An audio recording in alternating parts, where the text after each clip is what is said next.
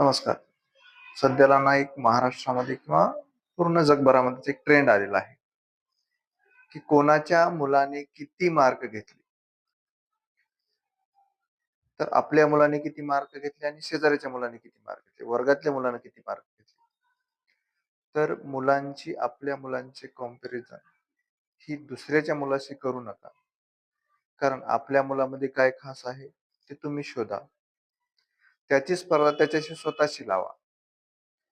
यावेळेस त्याला 20 पैकी 10 मार्क पडले, समाधानी राहा.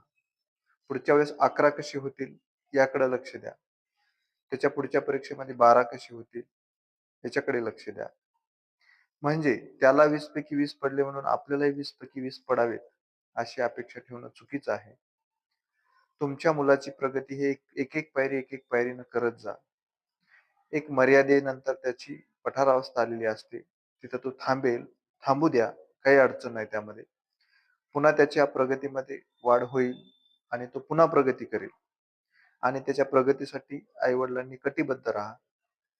फक्त एवढंच करा, की तो अभ्यास करत असताना त्याची तुलना दुसऱ्याच्या विद्यार्थ्यांसोबत, दुसऱ्यांच्या मुलांसोबत अजिबात करू नका. त्याची स्पर्धा त्याच्याशी लावा. म्हणजे त्याला कळेल आपण कुठं चुकायलो, आपण कुठं सुधारणा करायला पाहिजे याकडे लक्ष द्या. बाकीच्या भानगडीमध्ये पडू नका. धन्यवाद.